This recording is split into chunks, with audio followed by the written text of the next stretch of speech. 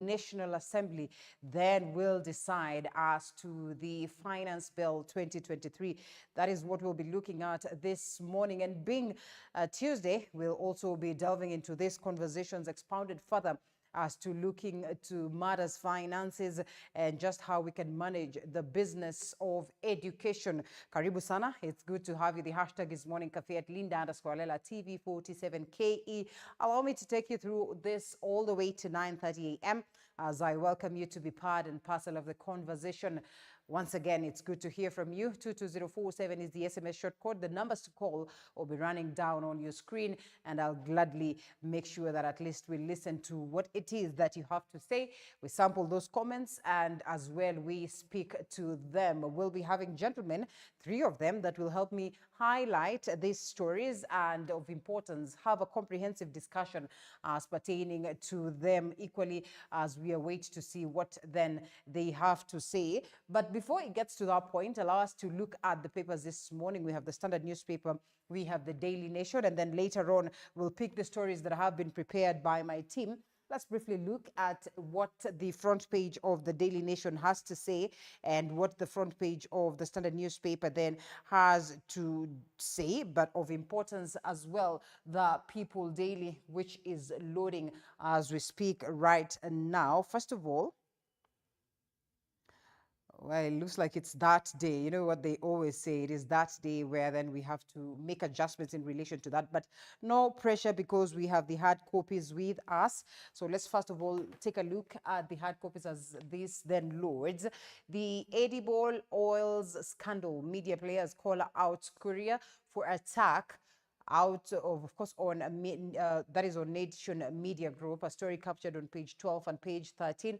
We all are privy to his utterances in relation to how the Nation Media Group then handled a certain story and his allegations that, well, this is largely about the brown envelope, but as if not to feel any form of remorse, he goes ahead to say that, well, brown envelope journalism is one thing that will, crawl us down. And he says it will be necessary for us to make these adjustments. Some in support of that, others saying that, well, in as much as that is his position, it would be fair that he is careful on the things that he utters. That is on the front page of the Daily Nation. But equally, we have a different story. Cooking oil, baby food, whiskey locked up as shoplifting surges in a tough economy. A story captured on page 27. This is not a beautiful story at all. And we all agree that we are not in the best of shape, that many have resorted to perhaps stealing, which is now on a rise. And as they would rightfully say, there needs to be adjustments in relation to that. And I mean, even as we look at the current budget, which is actually the conversation that will be at the National Assembly this day and of importance across all our stations or all the media stations, and generally, the conversation, amongst Kenyans, it is about just how best we're going to get that aspect of, a recovery as to the economy and making sure that as a people we're able to afford the basic needs of life. Voting likely to drag on late into the night or extend tomorrow's sitting. We're talking about decision time, and that is the moment of truth as pertaining to the Finance Bill 2023.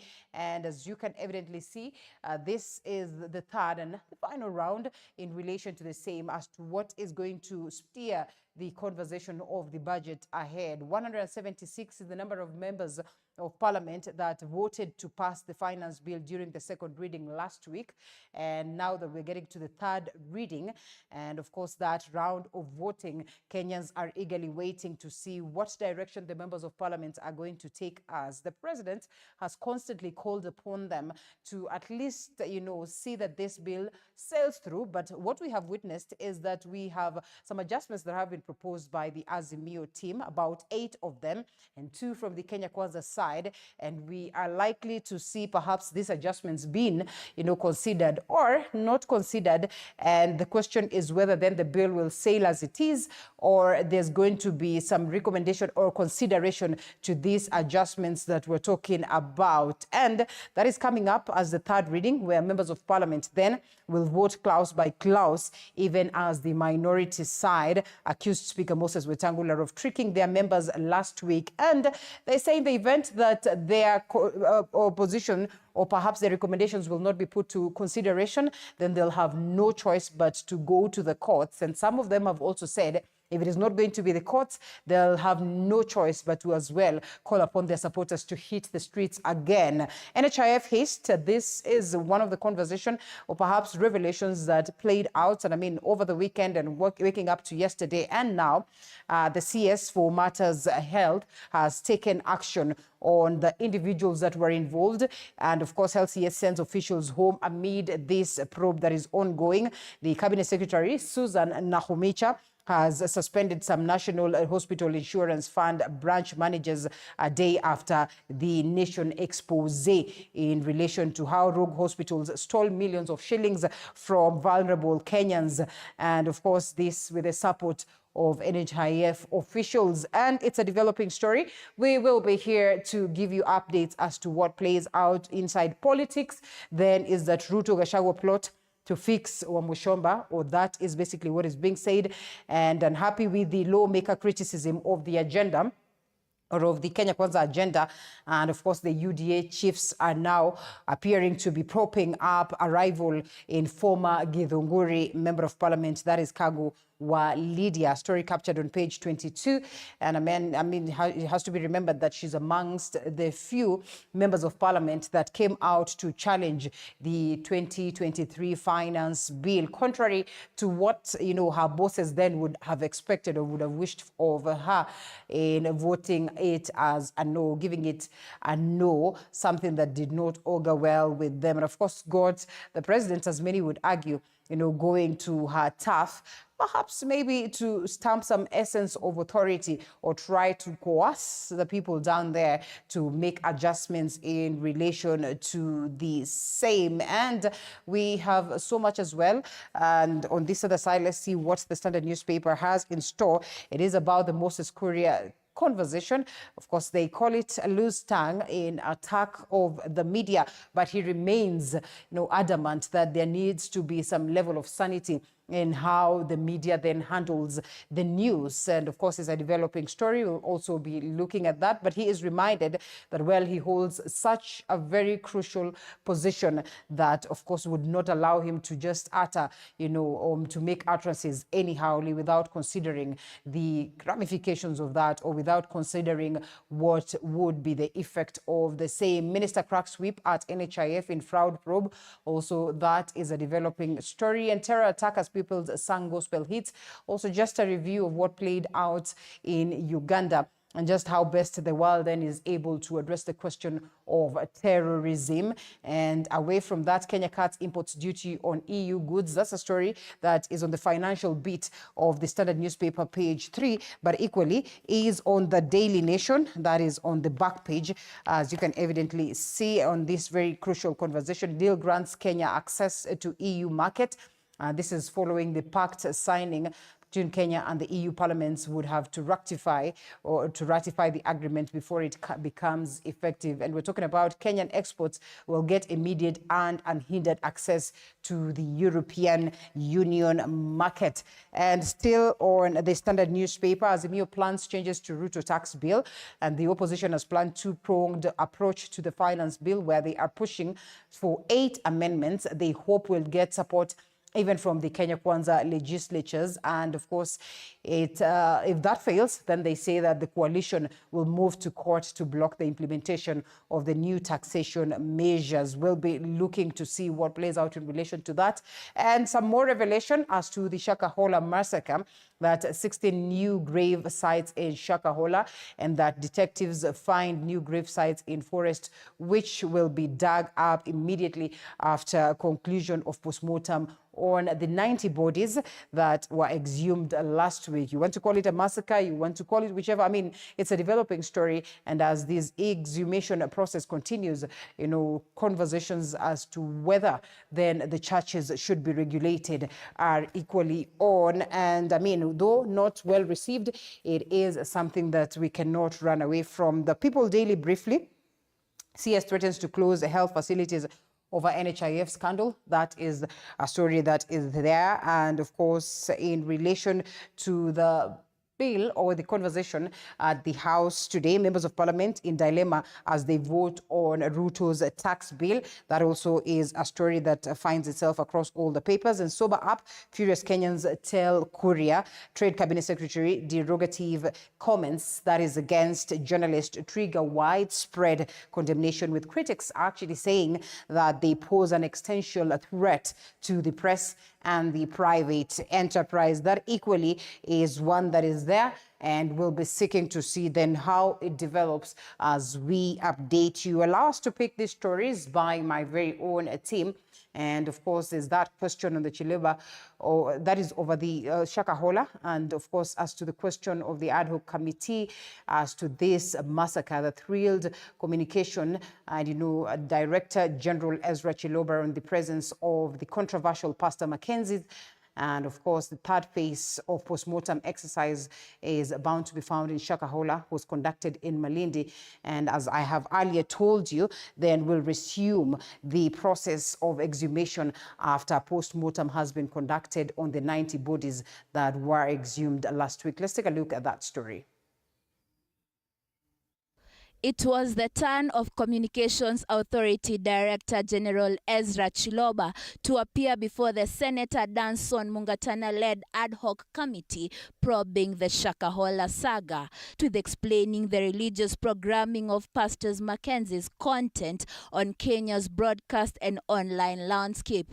The DJ was more than armed with answers for the committee members. So in terms of ownership, legally speaking, Times TV is still owned by Mackenzie, legally speaking, and World Evangelism is owned by Ezekiel Odero.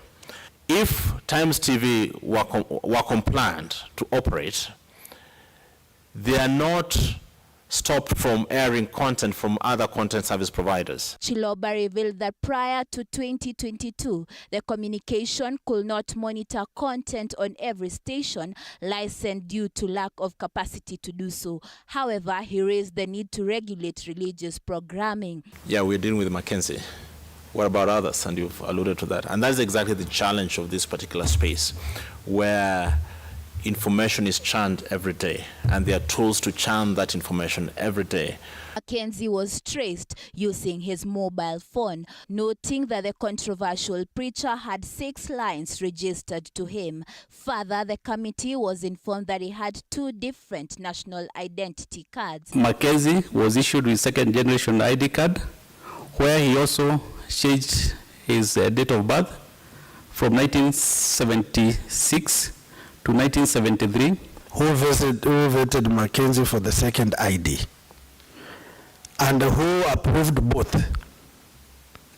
Because they are parts of this country. To get an ID is like going to hell and coming back. Even as the probe continues to try and unearth what might have happened at the Shakahola forest, in Malindi, the third phase of the post-mortem exercise was conducted today in a bid to ease congestion of bodies at Malindi Sub-County Hospital mortuary. Nelly Lusige, TV47.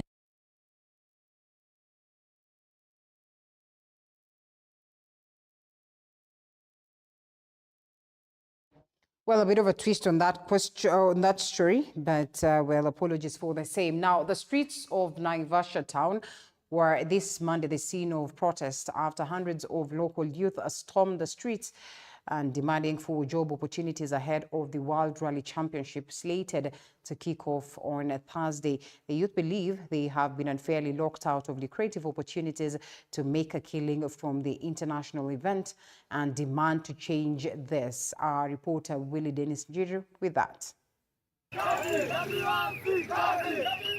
Situation aswa earlier today in Naivasha CBD,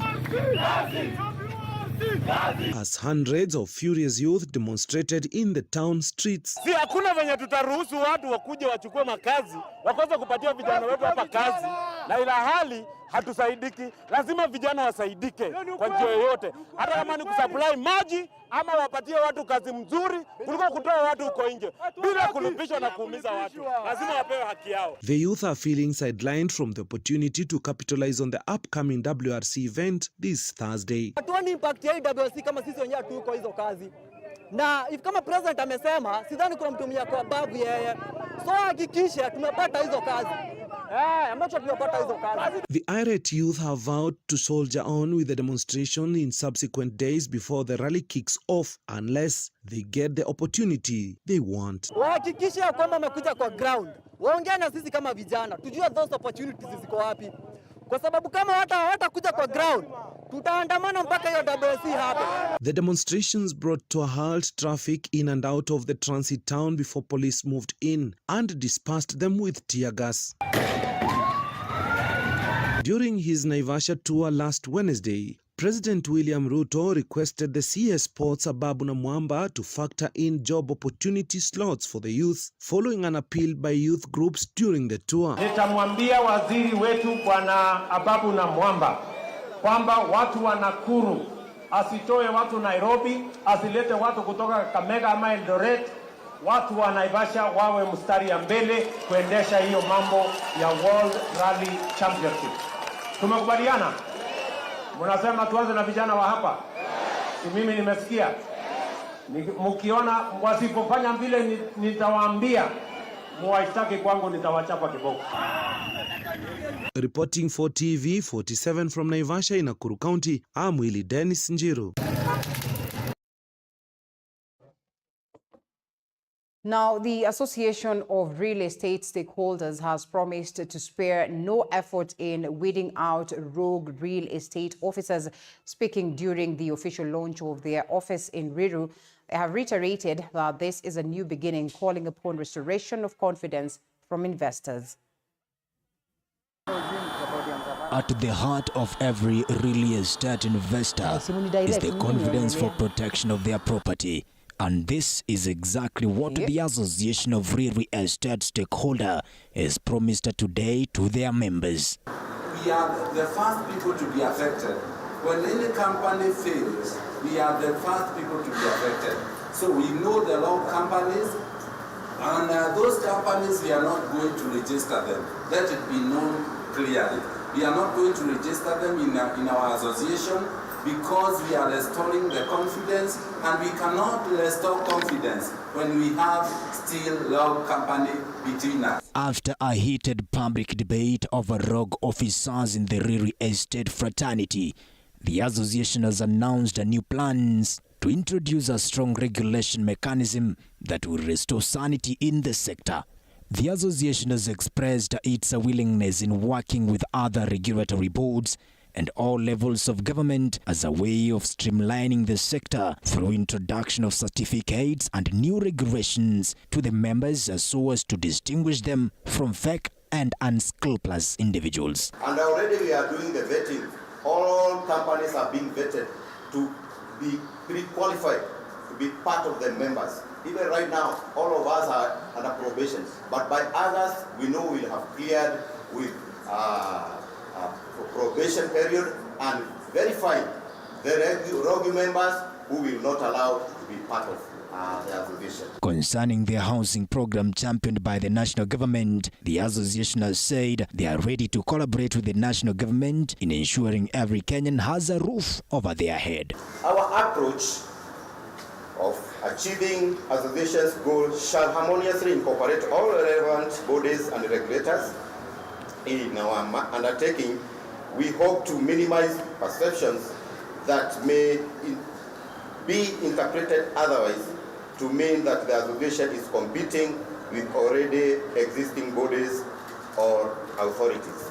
The real estate sector has been a key player in the growth of the economy with a contribution of 10.5% gross domestic product annually. Jackson Chacha, TV47. I declare there shall be hope.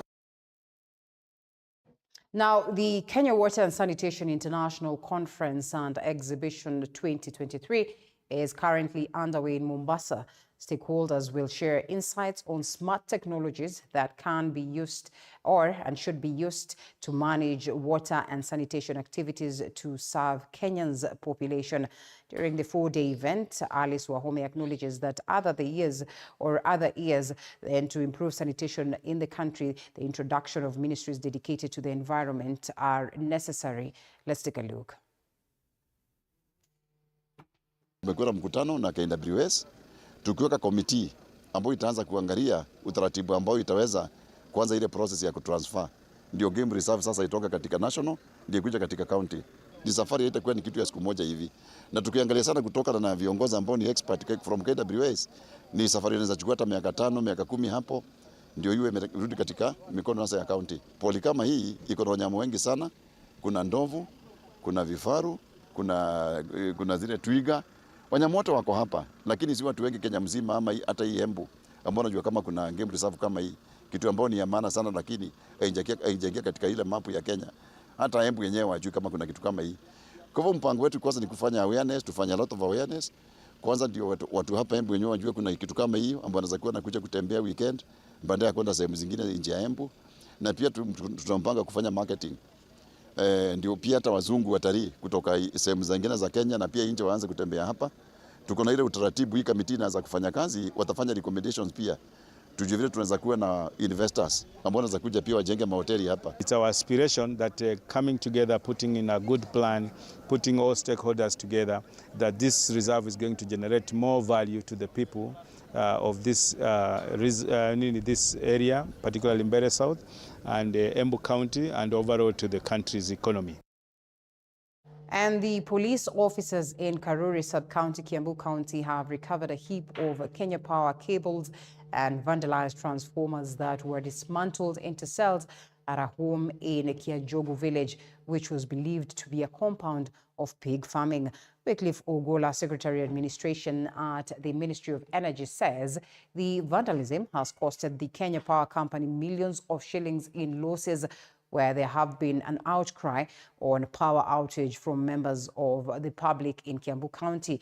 The recovery was valued at approximately 11 million shillings, and Kiambu County Boss Commander, that is Paminas Kioi, says they have arrested one suspect and that they are pursuing other suspects in Limuru and Thika, as well as other constituencies which have been in the recent past the most affected areas.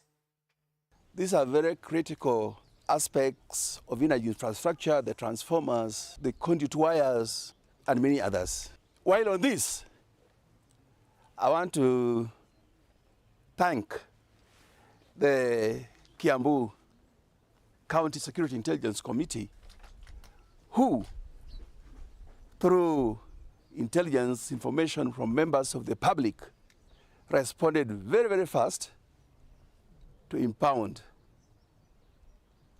the various parts of energy infrastructures that we have here, particularly the ones that convey electricity.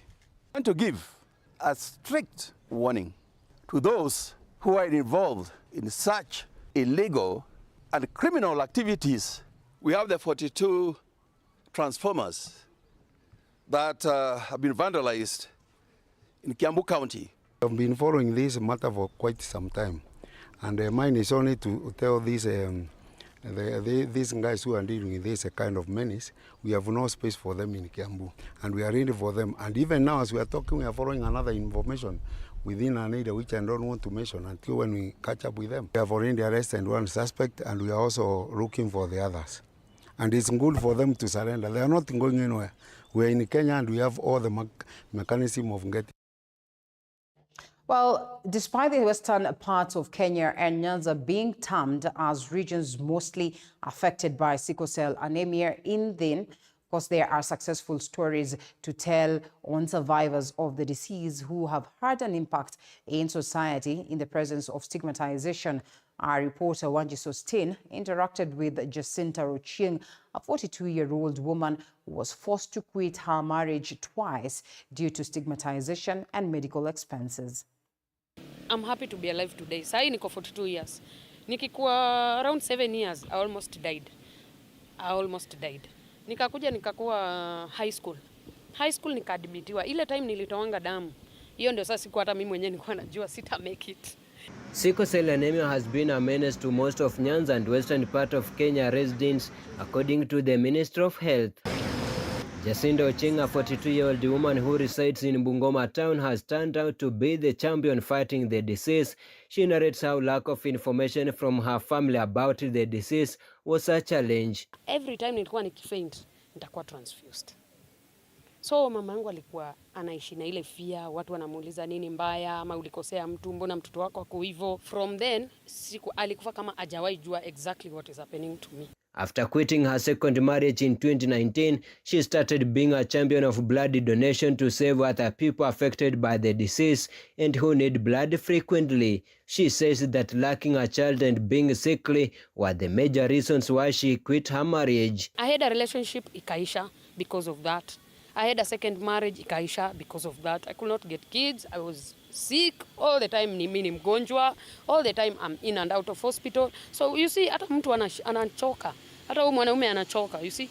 According to Bungoma Referral Hospital Pediatrics in Church Dr. Dickens Lubanga, women suffering from the disease can suffer, but only with the strict measures. There are those ones who have had even families. We are talking about some who have had children. Even there are like 4 cases I have with the mothers with more than 3 children at a time. But you also know that those mothers will have challenges in terms of getting a child, and this can also happen in those children or with those people who have suffered from sickle cell anemia. So, but we're encouraging them that you need, the moment you find out that you are pregnant, you need to start your journey with an obstetrician. Behind her efforts to sensitize the community about the disease, there is still a lot of myths and stigmatization that come with living with the condition in the country. I've been called Tasa so many times, even with my friends. Even with my friends, wanakuita Tasa because they don't know what you're passing through. A lot of stigma ndio inaua watu huku kwa communities zetu, because mtu akifeel hiyo stigma, if you are stigmatized, you can't come out. Jacinta is healthy from her outlook, remains hardworking despite the condition, and she has a kiosk at the heart of Bungoma town where she does fashion and design. Sasa naweza fanya kazi yangu vizuri, sasa I'm a fashion designer, sasa naweza fungua duka yangu asubuhi, nifanye kazi yangu by jioni, bora ni make sure I'm warm, ni make sure nimekula, ni make sure I'm taking my folic. By the way, mimi natumia folic na ferrous, imenisaidia sana. Apart from your blood transfusion. Blood screening in Bungoma County has remained to be a big challenge against dealing with the sickle cell anemia. Dr. Lubanga said that despite having a blood bank around, they still rely on other counties for screening, urging the national government to intervene. The problem has not yet been solved in Bungoma. Our satellite blood center is not able to do screening for blood, so we have to still send blood to Eldoret so that it's screened from Moitish and Faralos or from Kisumu, where they have a regional blood transfusion. That's why we really wish that the government considers having a fully fledged regional blood transfusion center in Bungoma to cater for the increased cases of blood and the need for blood that we have in Bungoma County. Wanji Sostin, TV47, Bungoma. Now, trade agreements between Kenya and the European Union are geared towards putting money in the pockets of Kenyan traders. According to the government, President William Ruto says the agreements put on track the bid to export Kenyan commodities to the EU market tax-free. Micah Gungo with details. Trade volumes between Kenya and European Union (EU) are expected to drastically increase in the backdrop of the signing of a trade and economic agreement between the two. Speaking during the signing of the agreement at State House in Nairobi on Monday, President William Ruto said the deal will make Kenya a centerpiece of EU products in East Africa. It will also provide new opportunities for Kenyan and European businesses, including those in the micro, small, and medium enterprise space.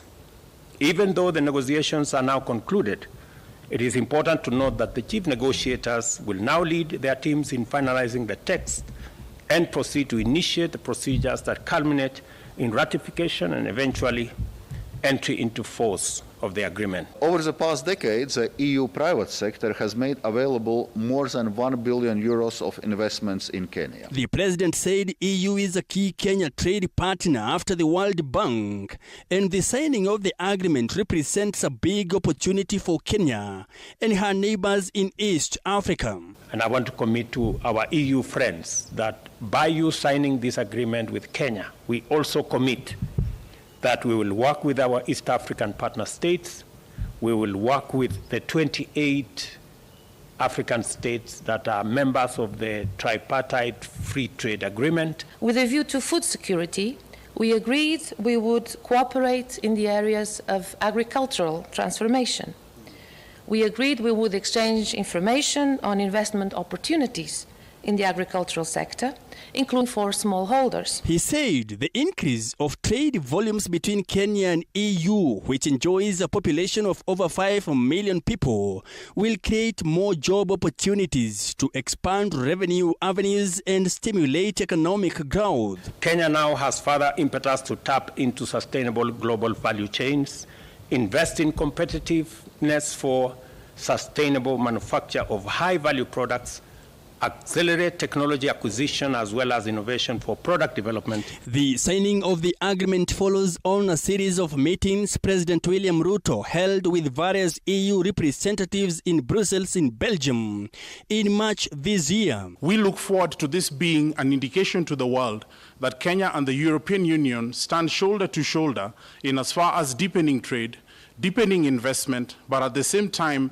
strengthening our economic cooperation. After the meetings, EU and Kenya representatives were mandated to expedite trade agreements. The agreement will see Kenya act as a headquarter for EU companies seeking to establish a presence in EAC, COMESA and SADC regions. Mike Kagwongo, TV 47, Nairobi. And the Health CS, Susan Nakhumicha, has ordered the immediate closure of 6 health facilities and the suspension of all NHIF branch managers in those areas following a recently exposed money embezzlement scandal involving NHIF staff and the health facilities. The CS has also ordered the Kenya Medical Practitioners and Dentists Council alongside the Pharmacy and Poisons Board to embark on an investigation into the matter within the next 48 hours. In the aftermath of a shocking media expose on embezzlement, 6 health facilities involved in the scheme have 24 hours to vacate their premises and transfer their inpatients to neighboring health facilities. I hereby also instruct the Kenya Medical Practitioner and Dentist Council, the Pharmacy and Poisons Board, to commence investigations immediately and conclude within 48 hours on the following facilities: J. Kim Medical Center in Meru Central, St. Peter's Orthopedic and Surgical Hospital in Kiambu County, Afya Bora Hospital in Mwea Kirinyaga, Joy Nursing and Maternity Hospital in Malewa Street, Kamukunji, Afya Bora Hospital Annex in Wanguru, Mwea, J. Kim Hospital, Ngubu, Imenti South, Beirut Pharmacy and Medical Center, and Amal Hospital Limited. The CS has also ordered the immediate suspension of all the NHIF branch managers in those areas. The Health Fund will also embark on a payment verification exercise across the country to ensure that facilities suspected of these ills do not continue siphoning resources from patients and governments. I hereby direct that all branch managers for NHIF in the affected areas be suspended immediately pending investigations. I wish to restate that beyond verifying current outstanding payments, we are embarking on a verification exercise of all payments across the country to flag out any inconsistencies that may point to abuse of resources and theft. NHIF staff will also be subjected to a lifestyle audit that will commence this month and will continue progressively to the end of the year. The facilities will remain closed until the conclusion of the investigations, with those found culpable facing serious legal action. Zainab Mohammed, TV47.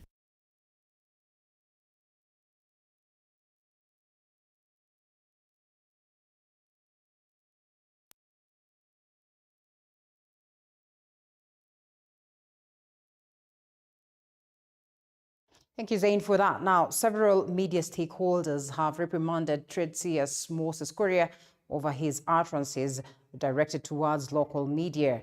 The Trade CS made the remarks after an investigative piece revealed that his ministry could be behind one of the biggest hastes in the President William Ruto's months-old administration. The Kenya Union of Journalists, KUJ, has called on President William Ruto to take action against Trade Cabinet Secretary Moses Kuria following accusations of discrediting the media. In a statement released today, the union urged the president to control his allies, just as he had passionately fought against illicit brews and drug abuse. The KUJ has demanded an apology from both the cabinet secretary and the government, emphasizing the media's duty to hold the state accountable. The Media Council of Kenya, MCK, and the Kenya Editors Guild have also issued statements demanding an apology from Moses Kuria while condemning his attempts to censor the media. The MCK has called on the government to address the allegations against the media as a way of promoting balanced news coverage. KUJ has strongly criticized Kuria and Deputy President Rigathi Gachagwa's response to media exposés, questioning their commitment to the country's best interests. CS Kuria, while openly attacking a local media house, further threatened consequences for any government department found advertising with it, while also posting an insulting tweet about the media house's founder and expressing indifference towards obituaries posted by them. Kuria's criticism stems from a report by the Nation Media Group linking his ministry to a 6 billion edible oil scandal. Joash Onsare, TV 47.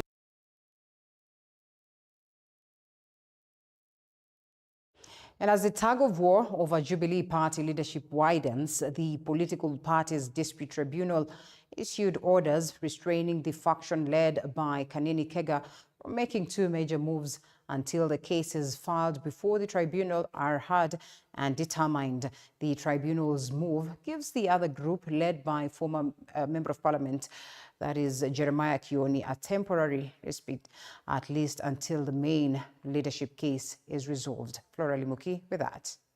The drama and intrigues within the former ruling party, Jubilee, show no sign of abating.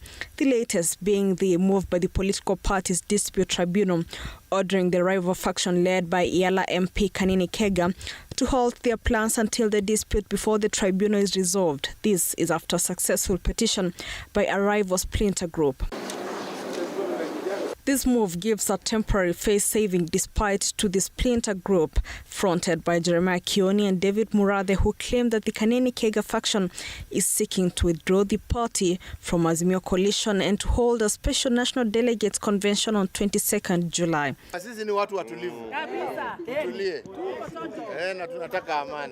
All this coming within the backdrop of shake-ups, defections and exits from the Azimio coalition after the August 2022 general election.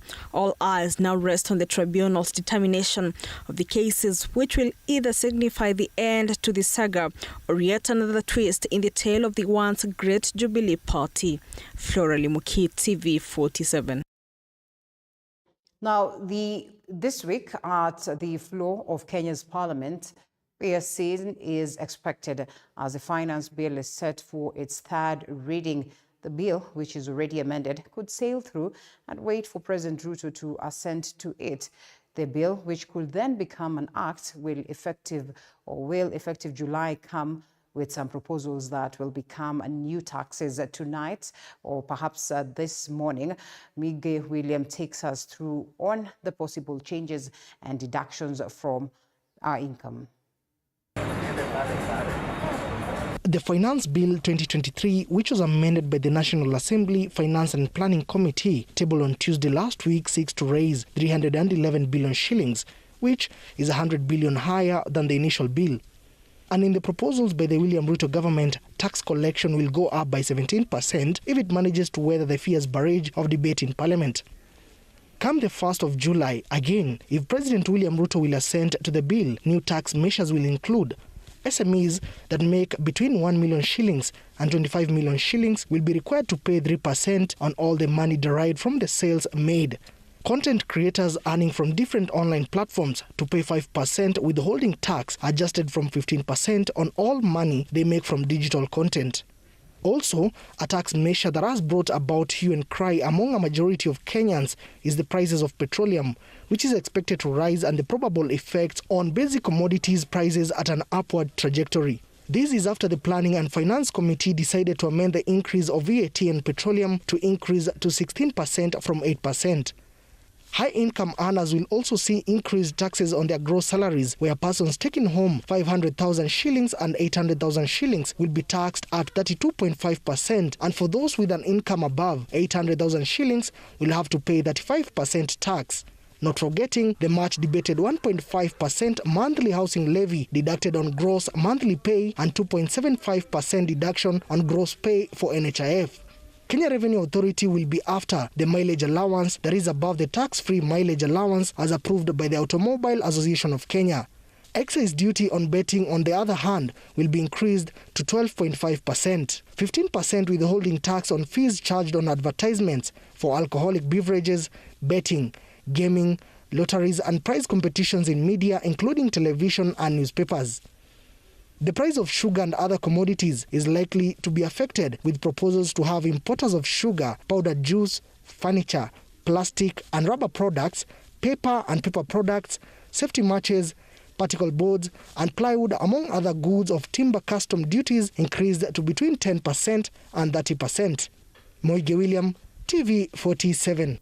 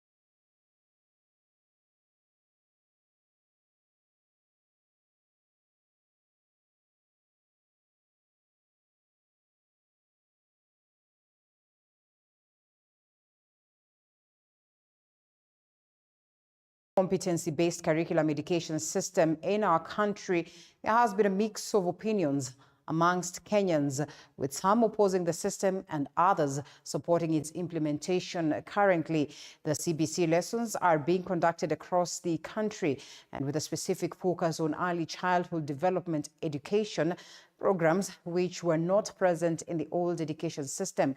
Our reporter Dennis Bai with more on that.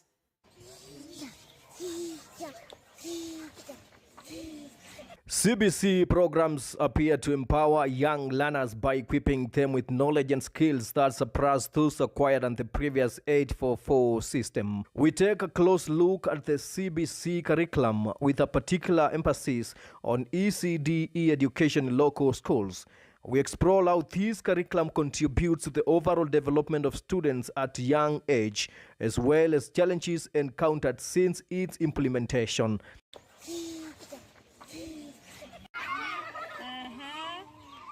During our investigation, we discovered that students in ECDE programs have some level of problem-solving abilities, even at their tender age. When I try to compare the 844 system and the system for the CBC, I can say the CBC has an upper hand, because it is not only looking at the learner's performance, academic performance, but also at the learner's ability to do things.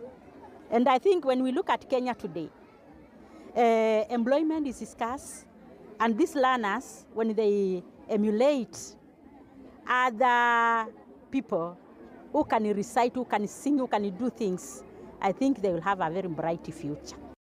With many parents expressing satisfaction with the quality of basic education their children receive despite the challenges they face. Mimi ninafurahia hii masomo ya ECD kwa sababu wakati wetu hatukuwa na hii masomo. Tulikuwa tunasoma ile masomo na tulikuwa tunasomeshwa na Kikamba. Sasa ukienda kwa mashule yetu hautapata masomo ya Kikamba. Wanafunzi wanasomeshwa kwa Kikamba, wanasomeshwa kwa lugha ya Kiingereza, Kiswahili. Sasa tunafurahia hiyo. Unaona mtoto anaelewa vizuri na anashika vitu zake haraka haraka. Vitu mingi anafanya kupitia mikono yake mwenyewe, afanyiwi na mzazi. Simsaidii chochote, but zile vitu mob ndiye anafanya peke yake. However, there are still some pressing issues affecting ECD programs in the country. Teachers employed by county government face salary challenges, and students often lack access to adequate food and classrooms. There are many schools without these classes. You find that the classes are like ruins, that they are sort of neglected. Parents struggle so much to see that they keep their children in school.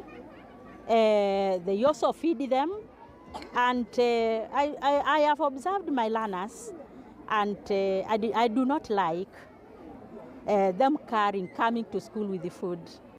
We have problems of the teachers. We have a teacher, one of the teachers employed by the county government, where she gets very little, that is about 10,000.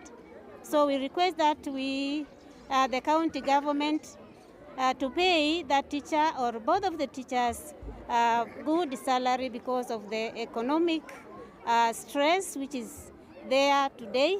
One of the notable aspects of ECD education is the students' proficiency in singing traditional songs and reciting poems, showcasing their impressive abilities at such young age.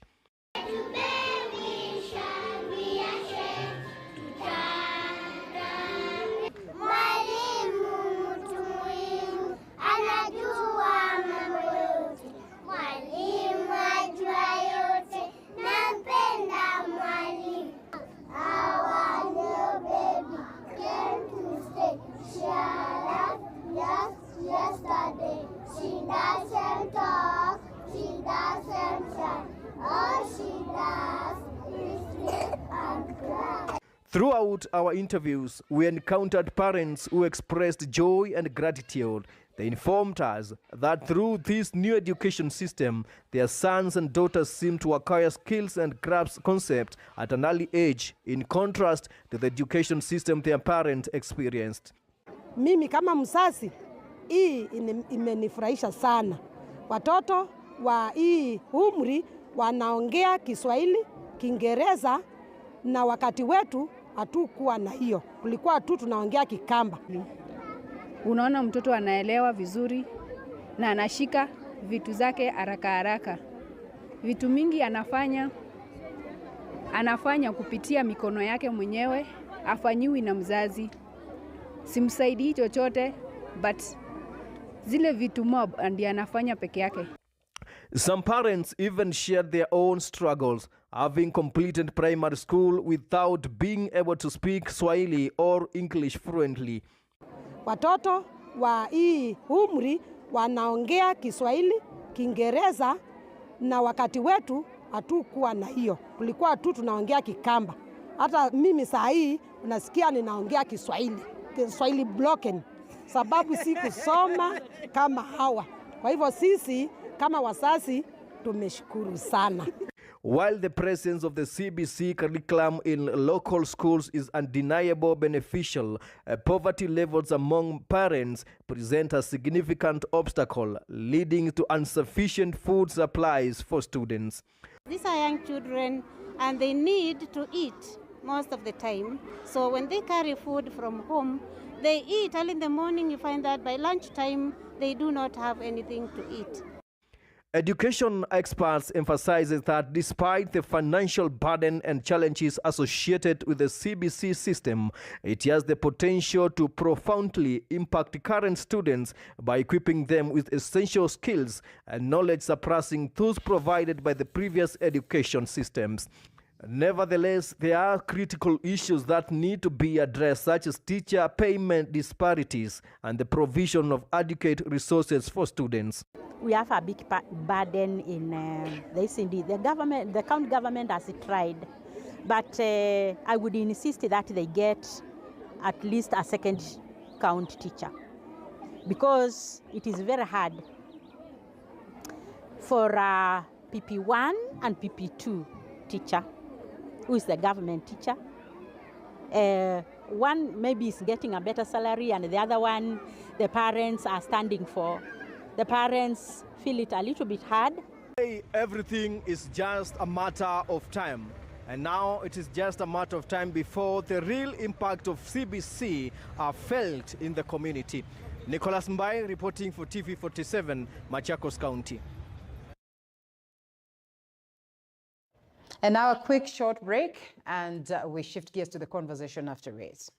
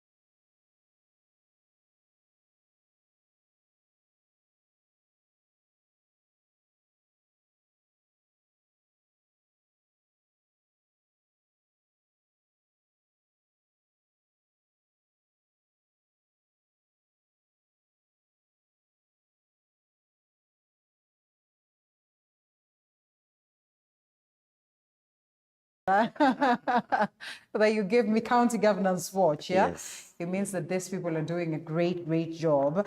It's not been all rosy on matters devolution, and you have had people questioning whether the Kenya Kwanza government is really keen on making sure that, devolution itself works. And if they have survived the acts, or so to speak, or more of, bashing, it's simply because there are a couple of, governors that are in this wing of Kenya Kwanza. Otherwise, it could have been a different story. That's correct, and thank you for the opportunity. I think that if you look at the kind of trends that the Kenya Kwanza government is setting, particularly with regards to matters of devolution, then you could be right, and a number of people who have the opinion or feeling that Kenya Kwanza is aimed at stifling devolution would be right. And I think for me,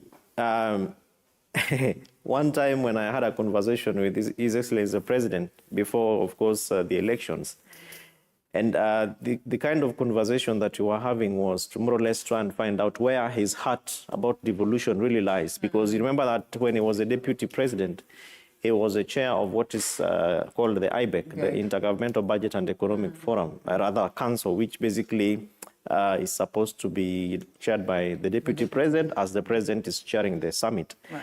And I was asking him, how come we're seeing a lot of ill servicing? So state of service delivery is not very effective, issues around budgeting, pending bills, and the like. Yeah. And of course, the story is true about the kind of excuses that he would give at that point in time, largely handshake, and the fact that the executive is not in unison. That was then. The trend, I think, was carried by him when we saw the mere lack of having a ministry in charge of devolution, which I think for us in the devolution sector felt a little bit shortchanged. We felt bad about it. Because of the existence of it and then the scrapping of Yes, it. because of the existence of it and then you scrap it off. But just because how remember, much did the previous, or maybe the ministry then do in terms of making the best of devolution? You see, the beauty about having a ministry is that you are assured of resources because budgets follow functions. It's not what the Constitution assures. That's really what devolution should be funded anyway. Exactly, it should be funded, and in fact we have a very clear mechanism through the Public Finance Management Act within which devolution is supposed to be funded. But the beauty about having a ministry is so that you are sure that you have a cabinet secretary, you have a principal secretary, and an institution that can be able to follow through funds that are therefore put for the budget. Now, as we speak today, a number of the devolution functions have been put into the office of the deputy president. But if you look at the budget that has just been read, it more or less devalues the commitment by Kenya Kwanza government insofar as devolution is concerned. And then number two, a number of the functions that have been budgeted for even through ministries at the national level are largely devolved functions, including this thing we are calling housing levy and the like, because urban development and infrastructure is a devolved function where now national government is supposed to more or less set up policies and ensure that systems have been put in place for county governments to follow through and to build into. You go to health, it's the same story. Most of the funds that have been budgeted for at the national level are so you talk about universal healthcare, devolved functions. But if you look at the conversations that are taking place between governors and even the deputy president or institutions and government agencies at the national level, that conversation is not one that really gives you confidence around how the Kenya Kwanza government wants to ensure that devolution is protected, devolution is strengthened, and that county government's capacity to deliver for the sake of the citizens are also enhanced, and we ensure that the intergovernmental relations between national and county governments, ministries, departments, and agencies are also strengthened. So we are more or less worried, but also a little bit excited because we are having discussions with senators, most of them who are lovers of devolution, and also some of the members of the National Assembly who, of course, appropriate the budget for the country.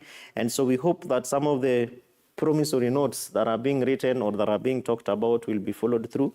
And of course, that also depends on the number of promises that Kenya Kwanza government has been able to make and actually accomplish. Okay, and you speak of the Senate, reminds me of someone who was seated here, and I mean, it's basically a fact that, you know, even on the conversation of the housing levy, which is largely supposed to be implemented at the devolved level, for the very first time, we had the the governor for Kakamega acknowledging that, as you know, the governors, they are in agreement to President William Ruto's directive of, you know, just making sure that we increase the taxes. Perhaps just to give it a note, but someone then asks, what is the role of the Senate in making sure that even this conversation of the finance bill is healthy for purposes of devolution?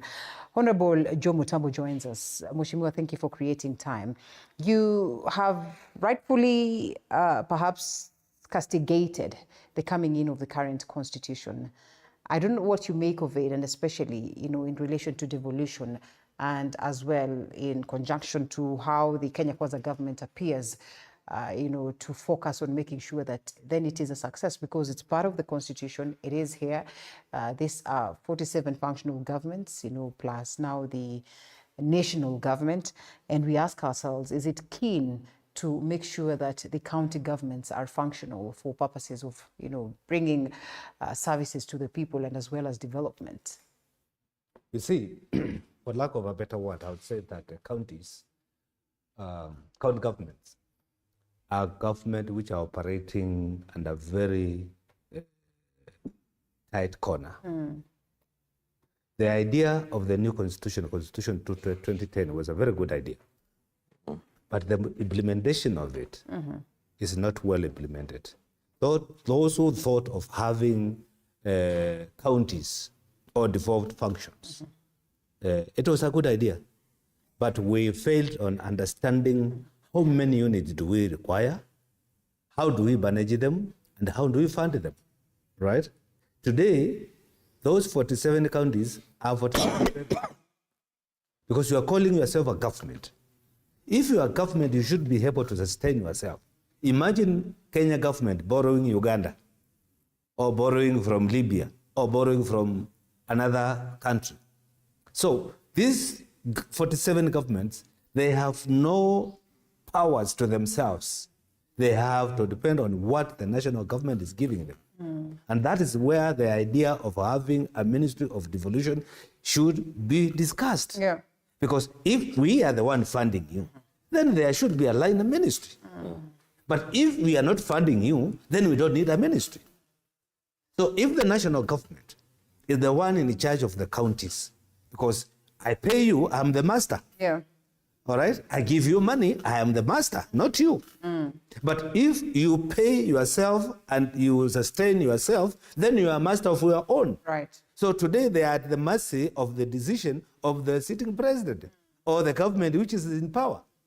So those counties, basically, we are in rhetoric. We are just saying they are county governments.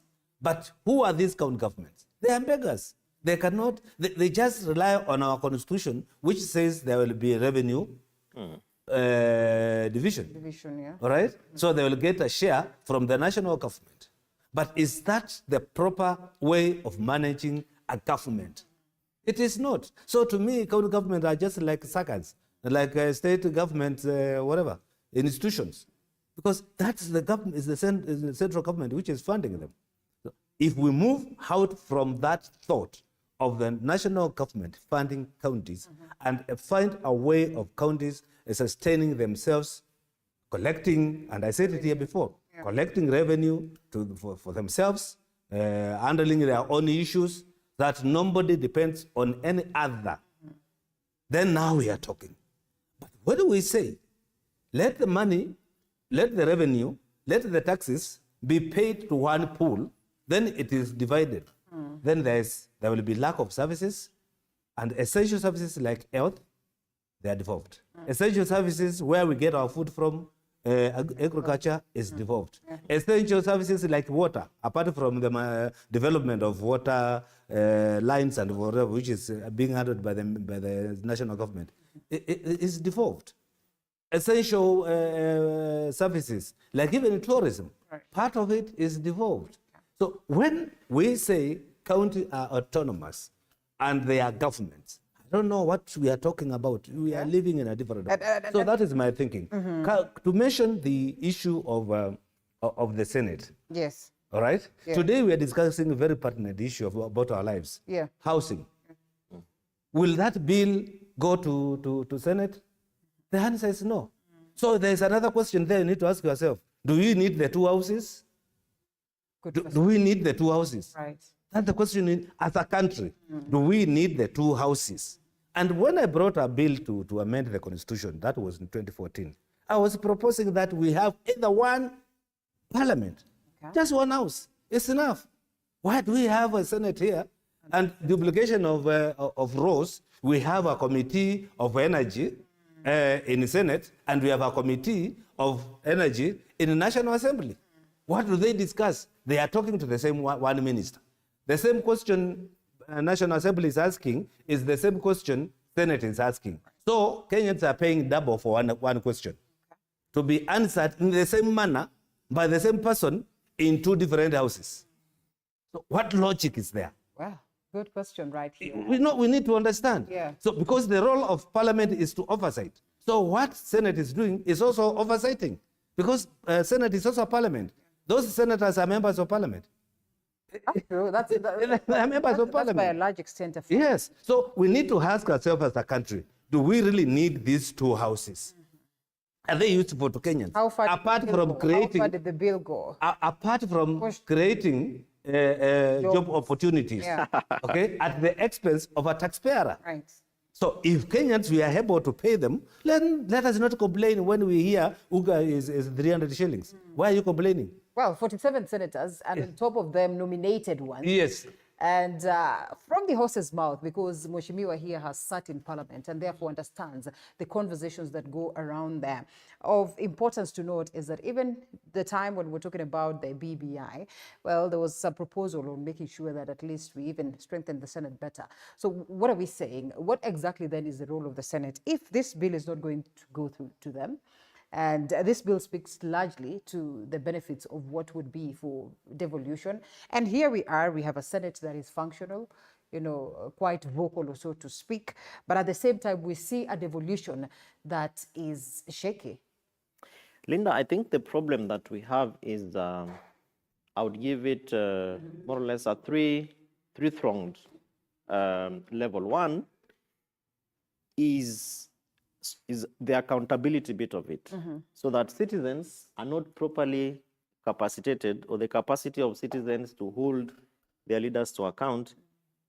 We don't really work on that properly, so that beyond asking, is it a tax, is it a contribution, is it a levy, what is it, and the percentages that are put in it, we should be asking ourselves, how do we ensure that our interests as citizens are protected?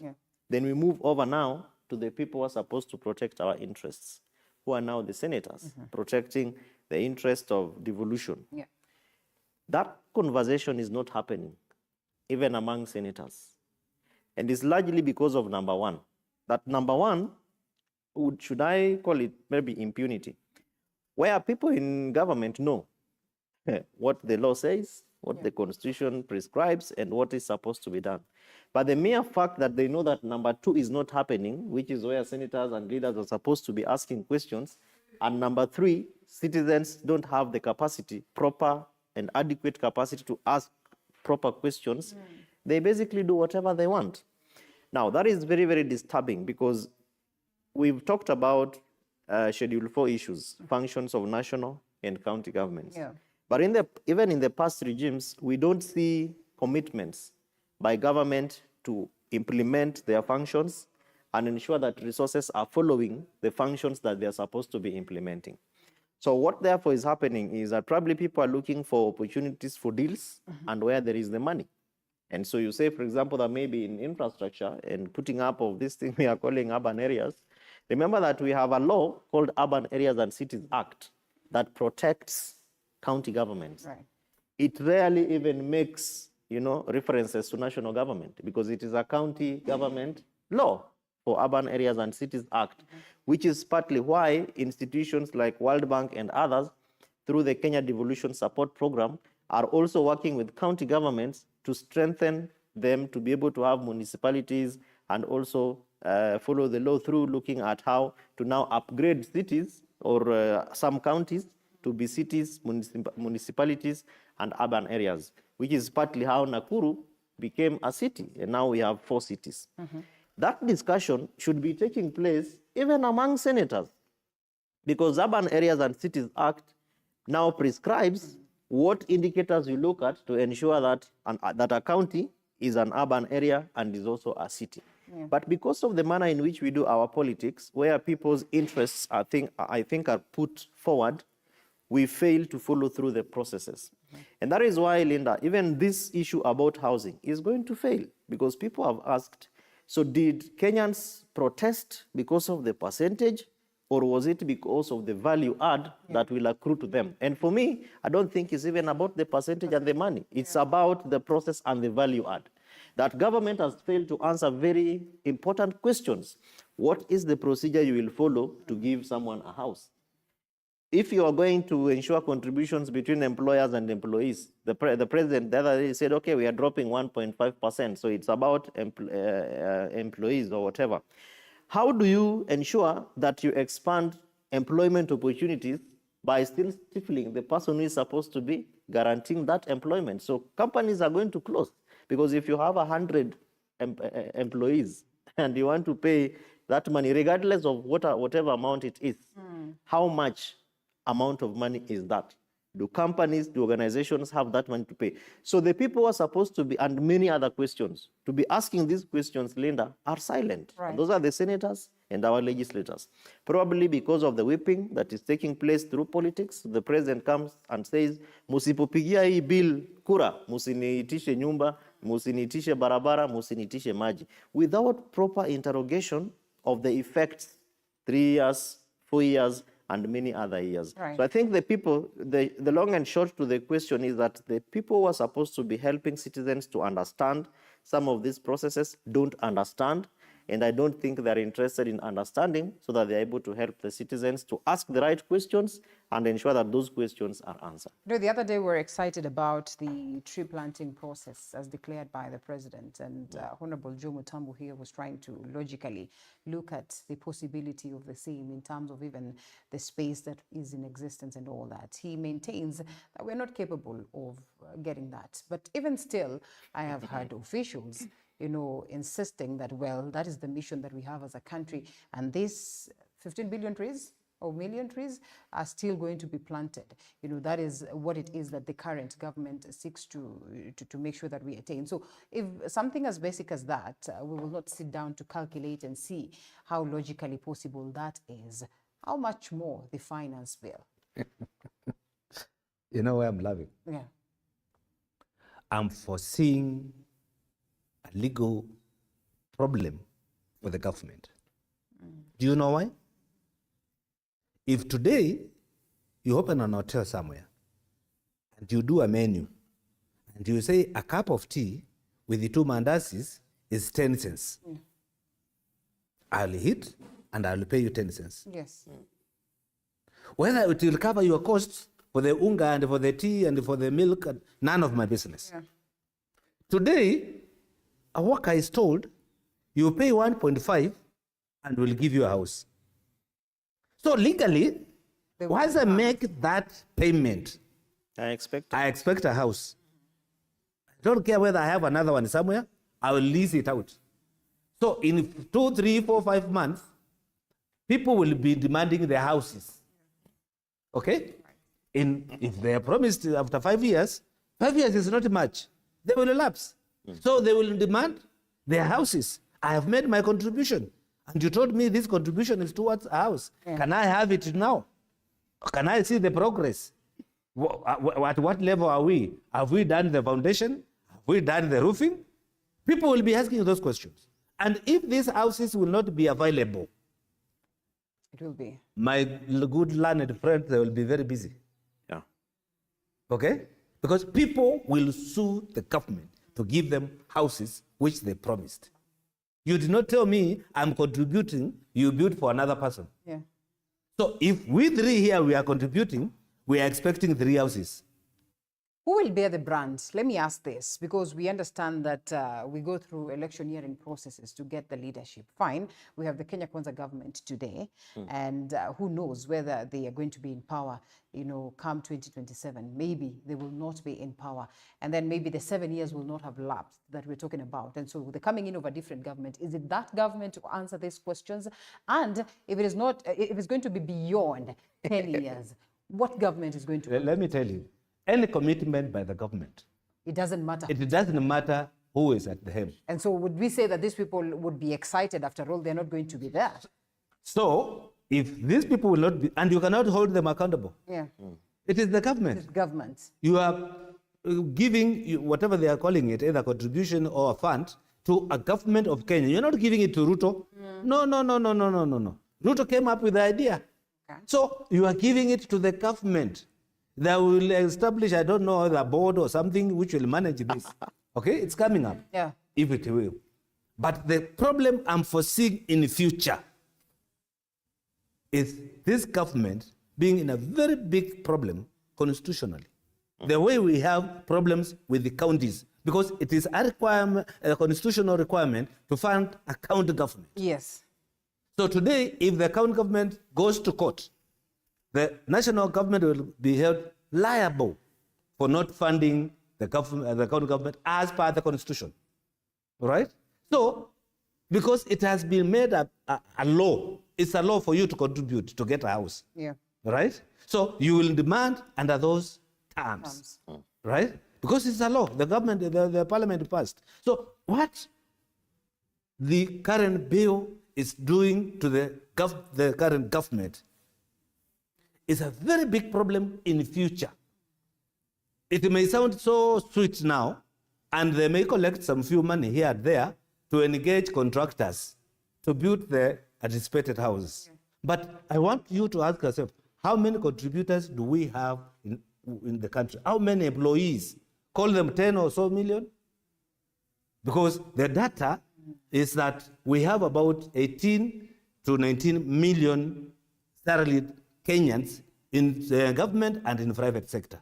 So the question is, are we only taxing the government officers or including the private sector? So if that is the case, by the end of it all, we don't need 5 million houses, we need 18 million houses for those who are contributing. If it is only the government officials, then you will have to go to how many government officials we have, and they will need those houses, and you will have to give them. If you don't have them, then it's a problem in the future. Okay. That is what I was, and that's why I'm laughing about this bill. Okay. So as much as we want, because we are friends of the president, and we want to defend it, but we have to tell him, yes, it may sound good, and you want it, but it has pros and cons at the end of it. And if we don't tell him, I will expose this country to litigation issues, employees going to court, okay? Going to court to ask for their houses, because it is their right. Right. It becomes their right. And that is what we did not foresee. And that is what I'm seeing. I may be wrong, but it's my view. That's what I'm seeing in the future. Because if I contribute, I'm entitled legally. I'm expecting. What will the president tell those people? And in addition to that, Linda, which is why I think I keep saying that the idea is good, but the process of achieving that goal is nasty, and it doesn't look properly well thought through and properly organized. Because, for instance, part of the individuals that Mheshimiwa is talking about are already being given mortgages, which is part of their salaries, or rather housing allowances, which is part of their salaries. Yeah. What do you do with that? Wouldn't it be a double payment or a double contribution? The second issue is that you also have some of those people who have taken mortgages from financial institutions. What do you do with that mortgage? A process which is already ongoing, because people are putting up their own individual and independent houses. Number three, as Kenyans are asking, who told you that we want houses? Whose priority is it? If you walked to the streets and you asked a Kenyan, Ni nyumba ama ni chakula ama ni elimu ama ni afya? What is it? Who said that Kenyans of the caliber that we are targeting, whether it is informal settlements or whatever settlement the president and his people are talking about, who told them that they want houses? So the prioritization issues, which in my view should have really formed a lot of the discussions by Treasury and different departments of government on public participation.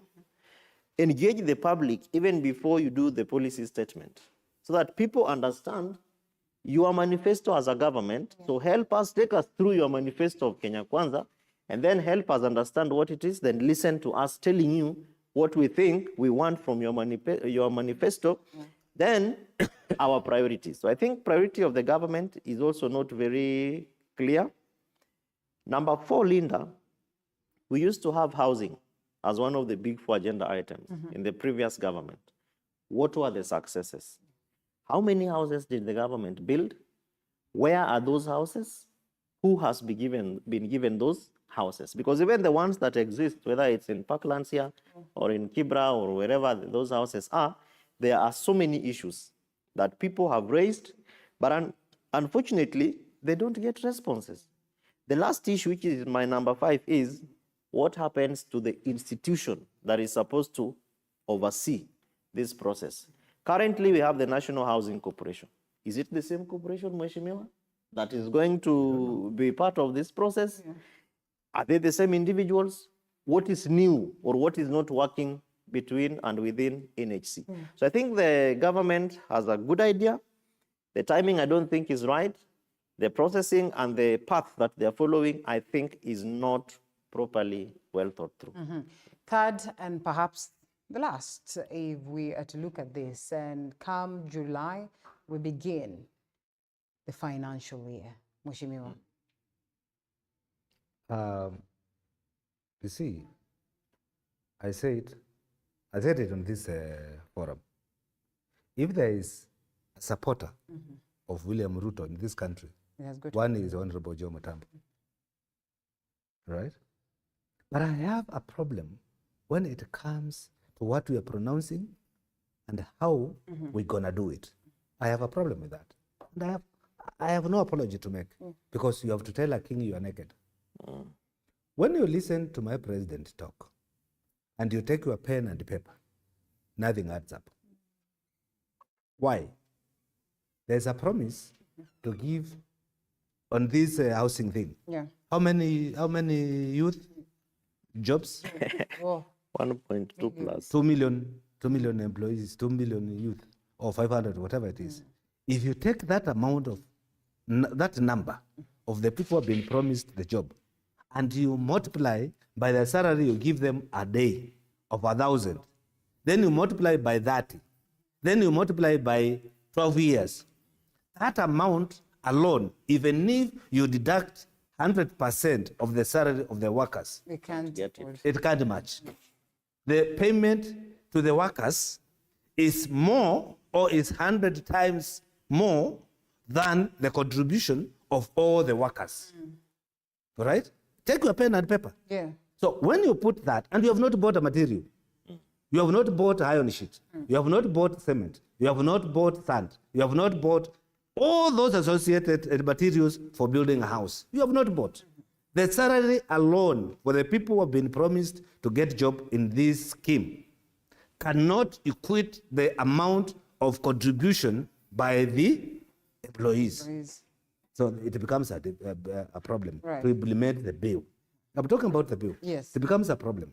So we need to think through so that we don't subject our president to pronouncements which will become a ridicule in the eyes of public. Yeah. Because people will look at the president and say, this man does not know what he's saying. And that is where I brought up the issue of the trees. Yeah. And I want any scientist or any architect to do the math and tell me in 1 acre, how many trees do you need to plant? And how many acres do we have in the country to plant 15 billion trees? I can tell you, you'll have no roads, you'll have no house, you'll have no schools, you'll have no cities, you'll have no rivers, you'll have no sea, nothing. You need to cover it, to cover our country fully before you reach even 15 billion. I want the scientists to do that. All right? So what am I saying? We should, because we love our president, we should give him the real and something which is factual information, so that when he goes out to the people and he mentions it, it's not a lie. And I'll give another example. And I have no problem with my minister, Mutua. He comes from my place and I love him so much and I support him.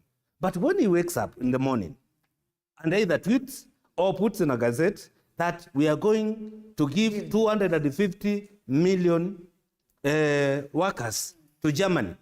What is the population of Germany?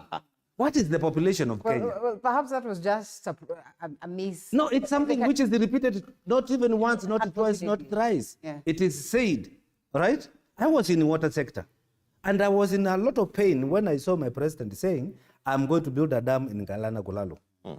That Galana Kolalo, that river was under my docket. We had not even done a feasibility study. And it has been promised that it will be done in 6 months. Now the 6 months have lapsed. People are laughing at my president. What do you think I feel? Because that information went out, but the expectation of Kenyans is that there is no president in this country who lies. The moment the president says something, it has to be that it has been said by the president. Yeah. And this is the head, and that's final. So it's like when God comes out and we are seated here and we hear a voice coming from God and saying there will be rain tomorrow. It is God who has said it. So there must be rain. So when there is no rain, we ask God now what what has happened. So that is what is happening today. Yeah. And I am under a lot of pain when I hear people ridiculing my president, a person I trust and a person I voted for.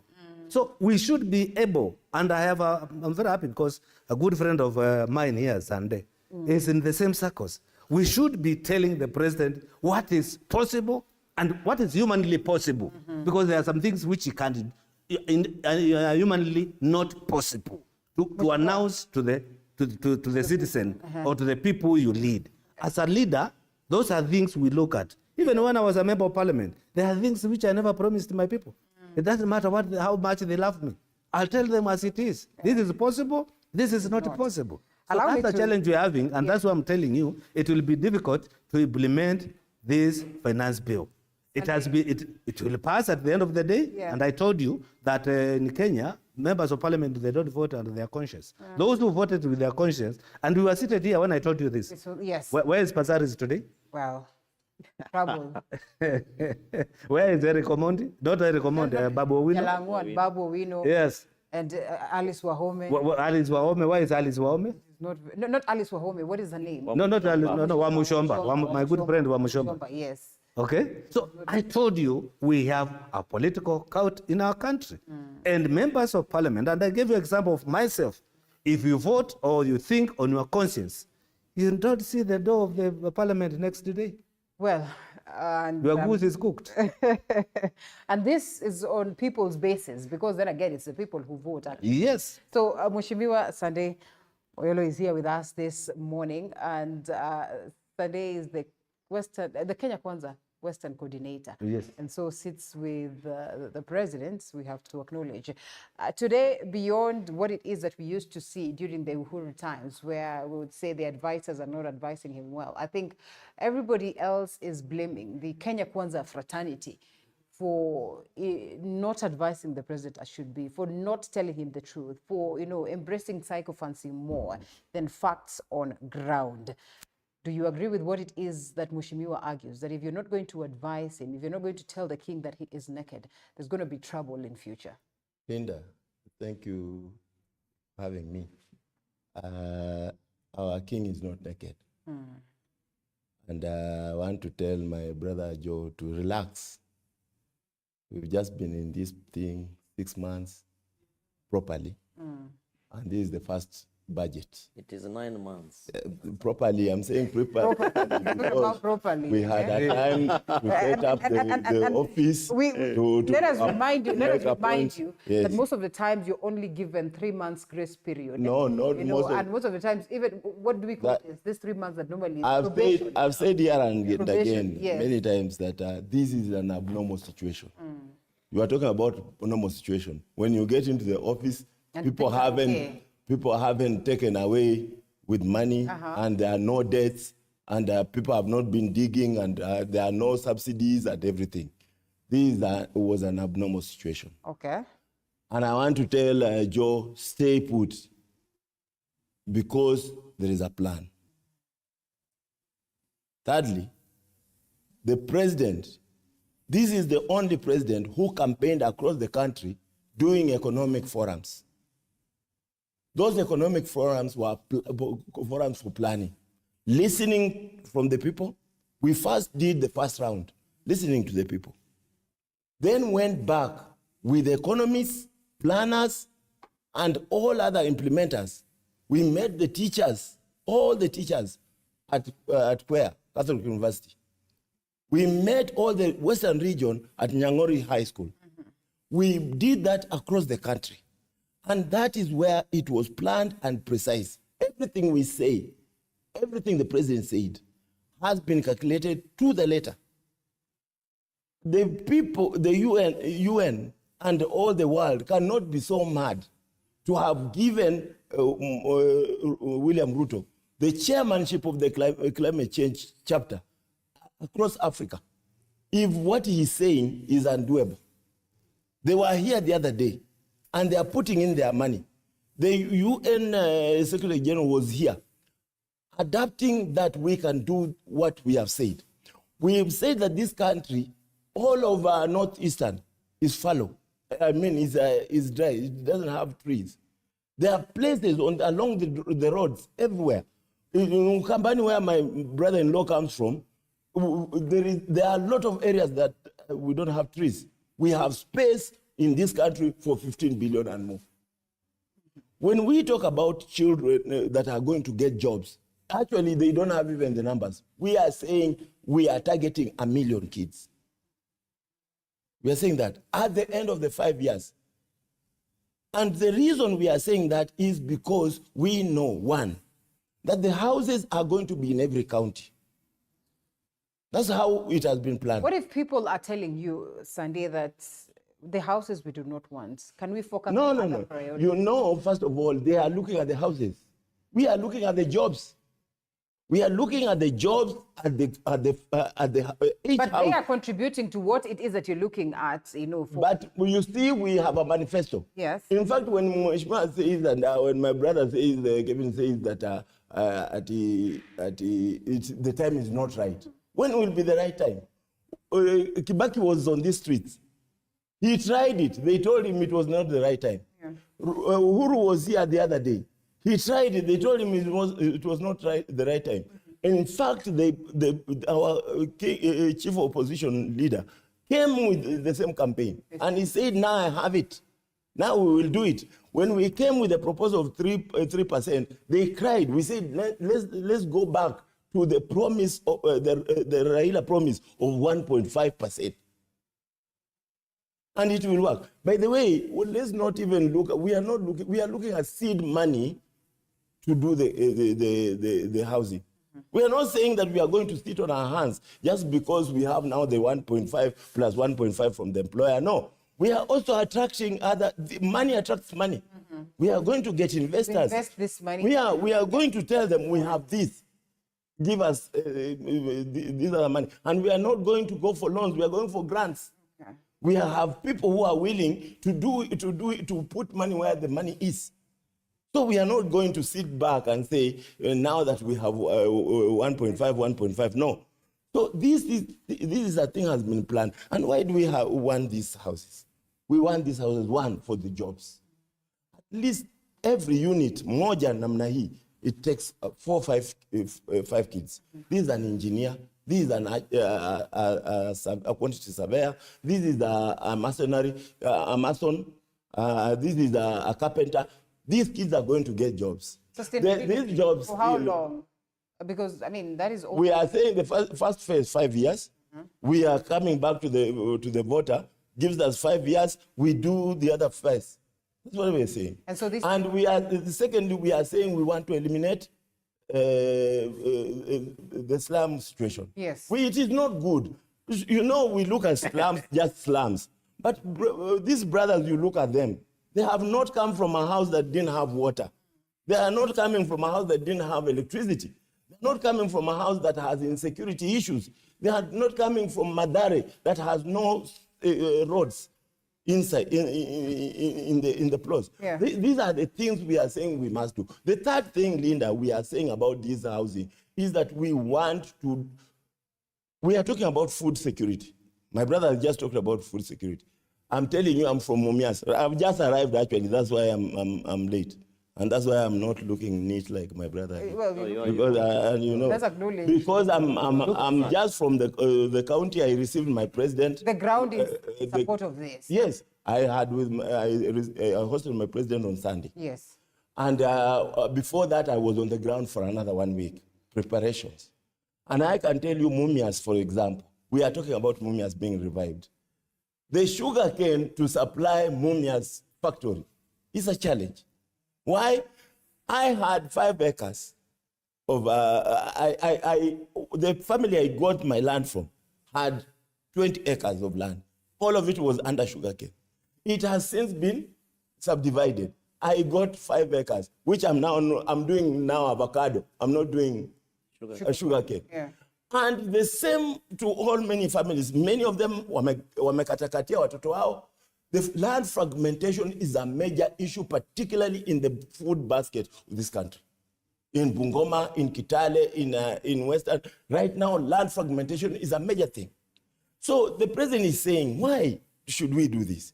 We have now the devolution, and people are coming to work in Kakamega. So we are saying, let's build houses in Kakamega.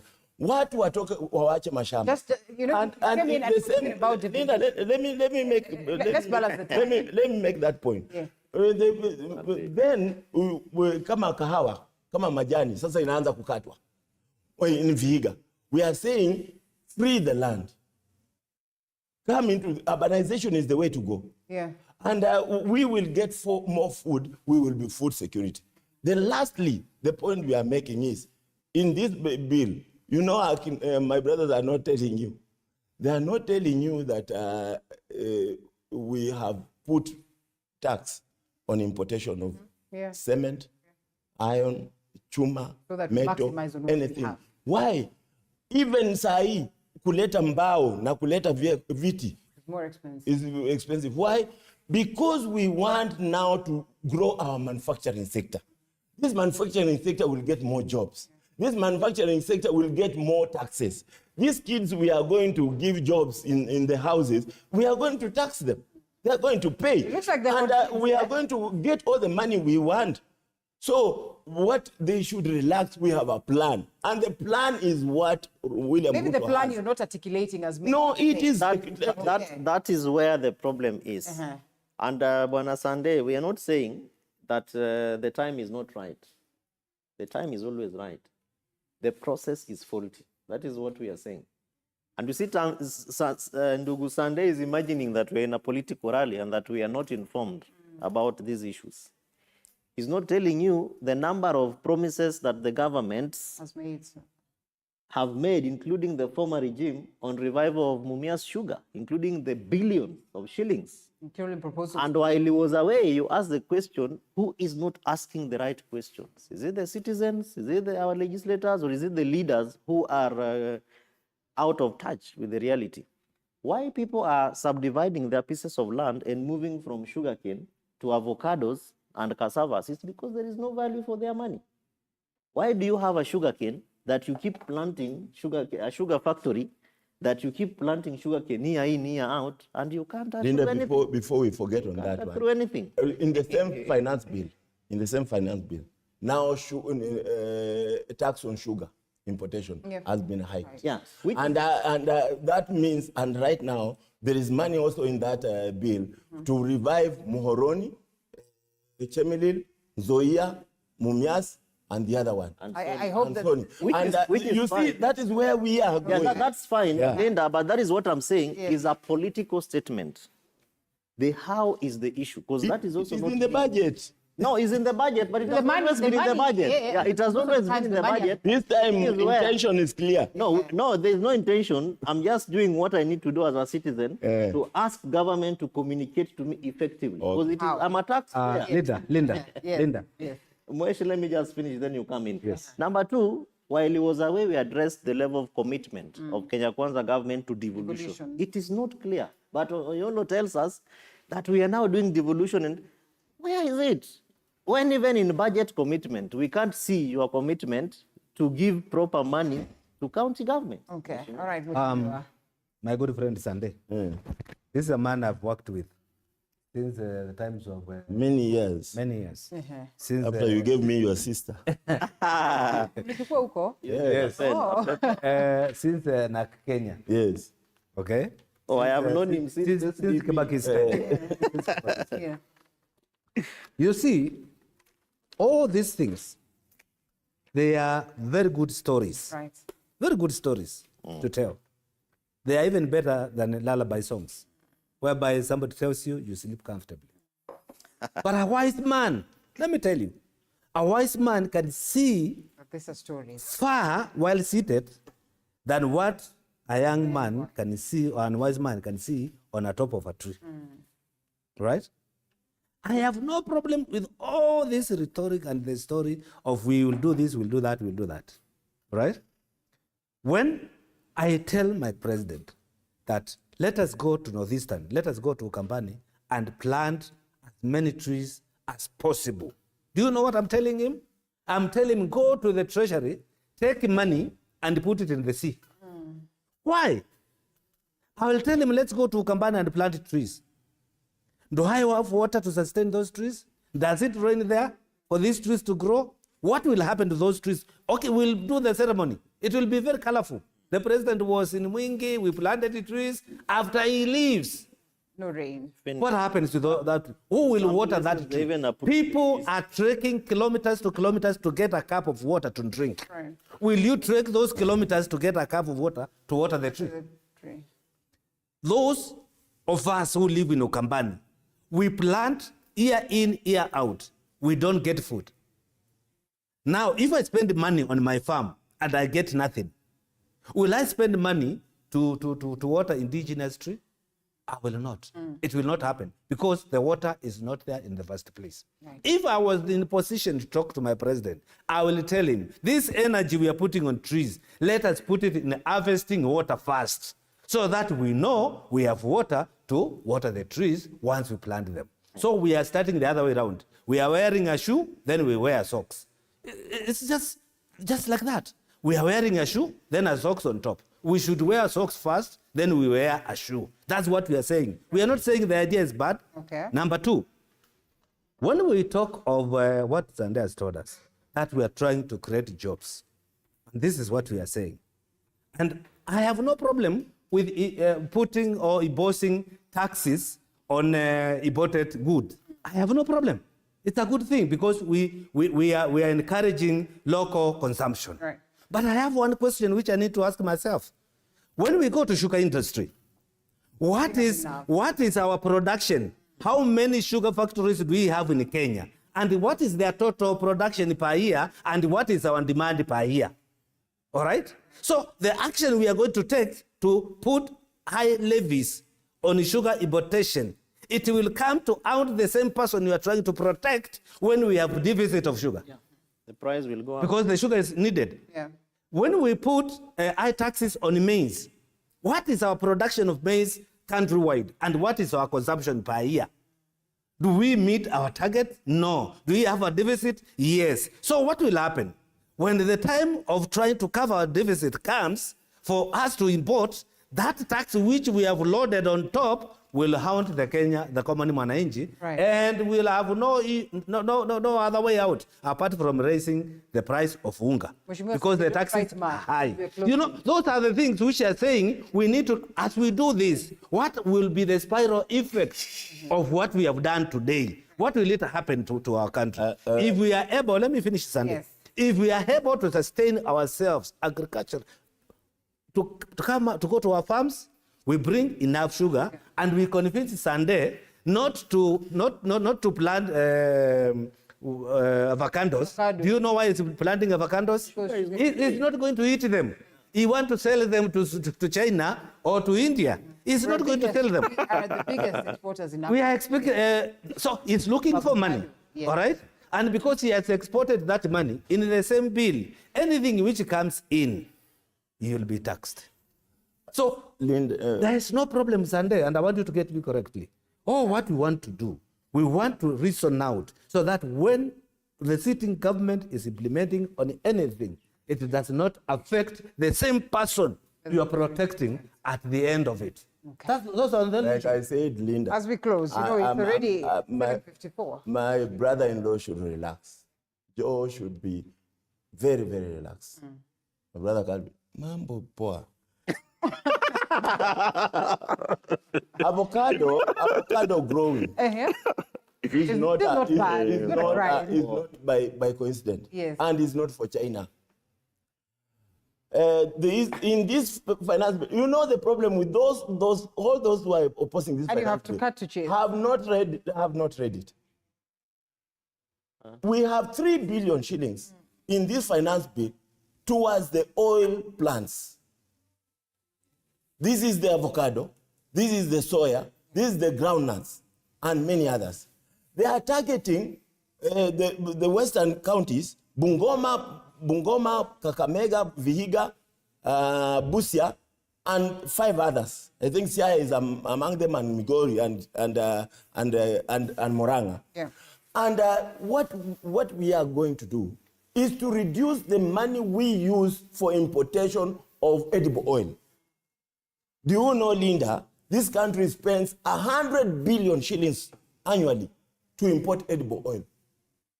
And when we had shocks in Russia and Ukraine, we have had problems here. And when we had what we call corona, there was a lot of problem. Our president is saying we must start now extracting. Thanks to our brother Arati in Kisii, steps have started. I am leading a group of people in Western.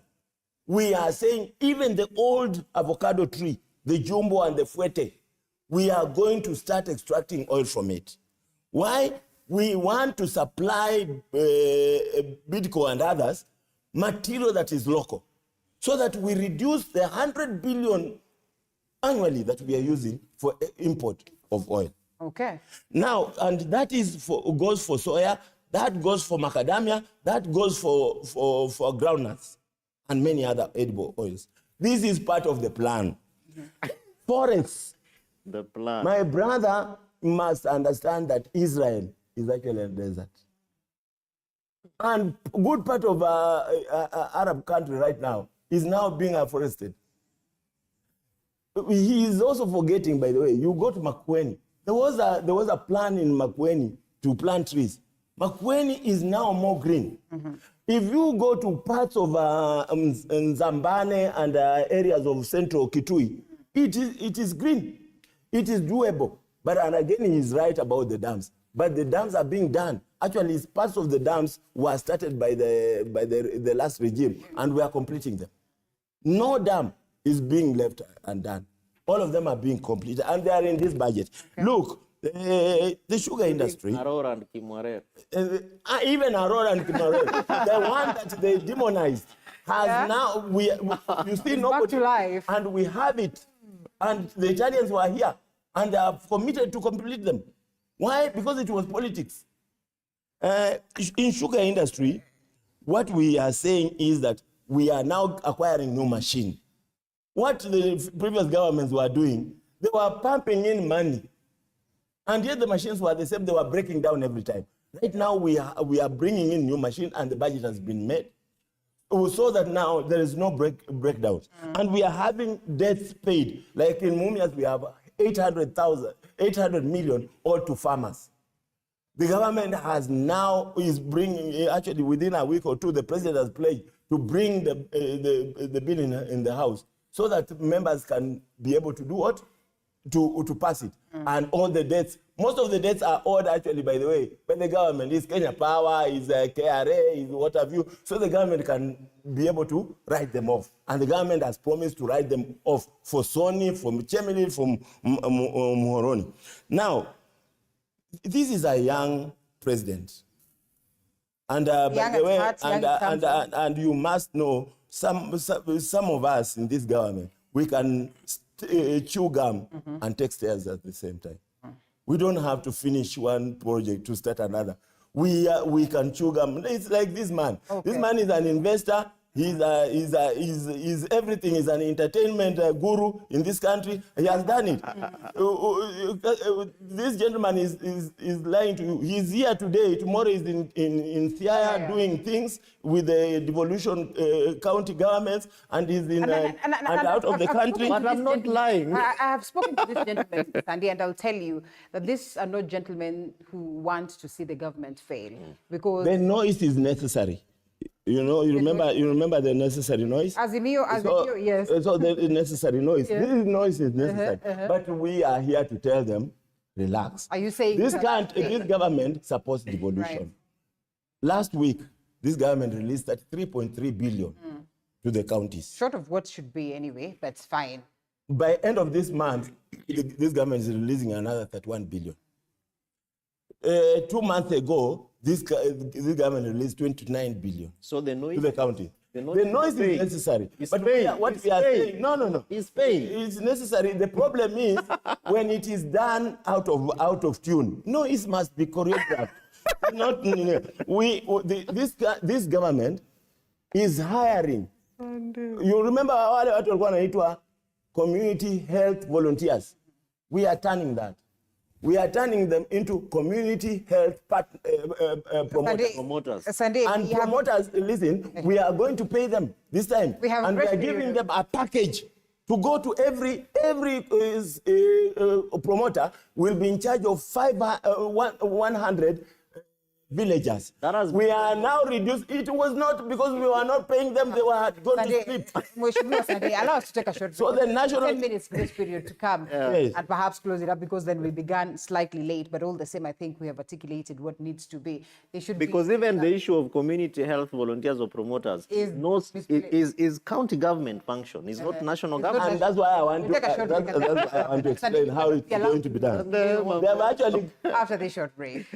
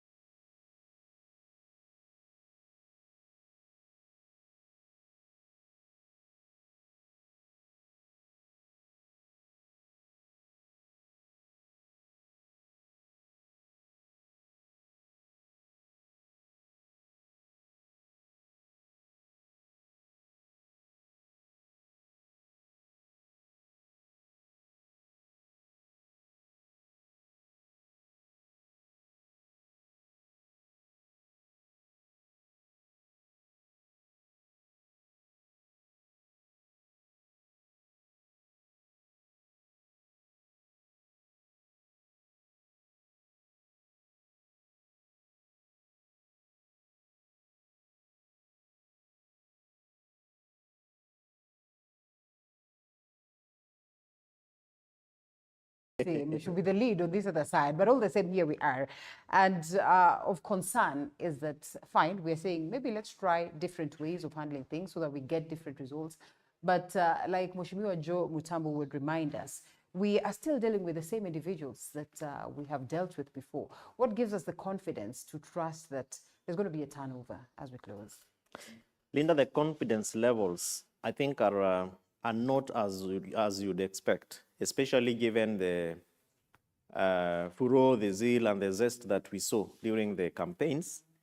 And so I think that in the same framing for Kenya Kwanza team, rather the same strategy they used to communicate their campaigns should be brought back. I don't know who was doing it, how they were doing it, but I think they were able to have Kenyans excited around the good things which they were talking about. Unfortunately, vitu kwa ground sasa ni tofauti. And so all over, in fact, we were in Kiambu yesterday with the religious leaders. The confidence levels in this government, even as much as Sunday is saying is high, is so low because there is a lot of missteps.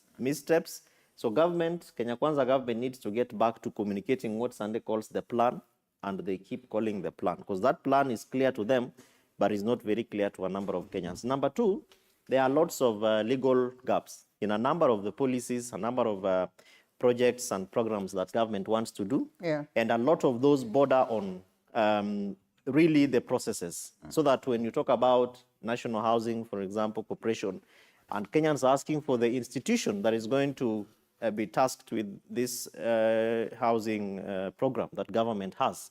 Those are things which I think that government really needs to just make it clear to Kenyans. Number three is devolve functions and devolve the funds. Let's not have national government still wanting or desiring to play county governments and stifling those functions and having them. And probably because I might not come back, for I don't know the time we have, today is D-Day for the finance bill. And we are requesting our parliamentarians to have the sight, the mind, the view of the majority of Kenyans. When you go to vote, and I'm happy it's happening clause by clause, so it'll be very clear around who voted where, how did they vote. And Kenyans have already made their minds very clear. They've made their recommendations to the budget committee, the finance committee, in terms of what they think needs to be done to make it better for services to be delivered. The people are watching, and we are also looking at our parliamentarians on how they. And when the president says that, you do not want him to say that we are watching and all that. The president doesn't vote in parliament. Okay, fair enough. So, Mheshimiwa, yes, like he says, it's the D-Day, and we have 8 proposals more from the Azimio side who say that if this are not put into consideration, we head to the courts. Also, adjustments proposed within themselves, the Kenya Kwanza, 2 of them. What are your expectations anyway? Before I go to my expectations, you know, there are some things I need to put straight. Yeah. Me, I like being logical. I don't argue just to win something or a point. I like being logical, right? And auditing what I do. Will it have any effects, right? And I want to go back to where Sunday has left. And we are talking about the bill. What we are imposing on the bill, what we are taxing and what we are not taxing. And the reason why we are taxing and the reason why we are reducing and adding taxes. What would be the spiral effect of our actions? Today, Sunday is telling me I have stopped growing sugarcane. I'm doing avocado to do oil, edible oil in Kenya. What does that translate to? That translates to reduction of our sugar production. What will that mean? That means that at the end of the day, because we will not be able to sustain ourselves with sugar, there is a deficit which we must import. So that importation will have to attract the new taxes. That new taxes will have to be sent back to Mwananchi when they are buying a sugar to pay, right? So what does that mean? Sugar will go up. Today, as a government, whether we got empty coffers or we got nothing, it is like when you get a government, you are like a father. You are like a mother. You are like the parents. And if we all have children, there is no way we can go home and tell them, you know what, I was fired, I can't feed you. We'll have to feed our children. So as much as Sunday is telling us to relax. I want to tell him there are millions of Kenyans with empty stomach and they can't wait. So that necessary noise is coming from the eat of empty stomach from Kenyans. And the moment you make life so difficult for that angry person who don't have anything to eat, you had another burden on top of them. They will not see you in the right perspective. Right. So what does that translate to? It translates to the government losing confidence with the people who put it in power. Yeah. And that is our concern. We are not saying that we are against the president. And when you see what is happening around the circle of the president, and I said it here, even Jesus, when he came here, he had to have some disciples to talk for him and to spread the gospel. Does our president ask the people to spread his gospel the way Sunday is doing it? Okay. This Sunday man here, he can fight for president to the hilt. What is he benefiting? Has he been employed? No. People like Mutambu, who fight for this man, when he came to the power, he fired Mutambu. What do you think me and the people of Mwingi are feeling? So there are all those things, and I'm not saying I'm the right person to get a job, but the actions which is making, okay, towards management of this nation, that is what is making him lose confidence with the people. Because I can tell you for free, and I can tell Sunday, we had 10,000 people who voted for Ruto in Mwingi. Those people today, they don't want to hear about Ruto. Why? Because of his action towards the soldiers, foot soldiers, Sundays, and the rest. So if I could tell him, I could tell him, look at what you are doing. Because I said it, when you want to have a good lawyer to represent you in a case, you just take somebody because they were admitted at the bar. You need to get somebody who can articulate your issues. And that is where our president is failing. And me, I have no shame to tell him. I'll tell him this is where we are failing. And I told you here that those Kikuyus who composed that song, Toko Kiratene, Toka Dure Ruto, they are going to compose another one. And it is very dangerous for him. Okay. Yeah. Linda, you have less than a minute. You must know that my president is not suicidal. He has a plan. He wants to be re-elected in 2027. For sure. So he's not politically suicidal. You can't do that. But and again, who said that paying taxes is any sweet song to any year? When it comes to implementation, it is always kwani watu walikuwa nafikiria hii pesa itatoka kwa mfuko ya Ruto na Rigathi na nani? It has to be the people. It has to be the people. So all these are taxation measures. But and again, you have to know that there are things that are going to happen that are going to change the tide. We are exactly at the same point where we were in 2002 with Kibaki. As we sum it up, yeah. For example, when Kibaki came in, the LDP group and all Raila and other team woke up immediately and started asking Nusumkate. And it was a lot of noise. What we are saying is taxation is not a simple thing. But the taxes that we have right now, sisi tumepunguza taxes tumetoa taxes kwa gas. Tumeelewana? Mitungi ya gas sasa ni free. I mean, lower, it is going to be lower. Not free, rather. No, I'm sorry. But it is reduced. No, I'm saying that is a fact. Tax, but it is in the budget. In the budget, it has been reduced. Yes. But when we add this on fuel, you must remember, right now we are bringing pikipiki that are electric. In another 3 or so months, so border borders are going to be removed from the burden of fuel. There are a lot of good things. Let's report that. No, we have to close. As I'm saying, Kenyans should be patient. So these things are going to be done. No, Rome was not built in one day. Mambo yanaenda kubadilika. Food right now that we are crying about. Right now I'm just from Western and food is all over. You are harvesting. Mimi nimekula mahindi hata niko kwa bonnet nitakupatia 3. Manake Mutambo anataka anapewa Sida anataka. We right now we are going to have a bumper harvest. Wakati watu walikuwa na sufuria kwa kichwa, sisi tulikuwa na mbolea kwa mashamba. Asante, Sade Oyolo. Oyolo, yeah? Yes. But yes, the Western Kenya coordinator of Kenya Kwanza. Mheshimiwa, allow us to close because of time. We have to cross over to a different conversation.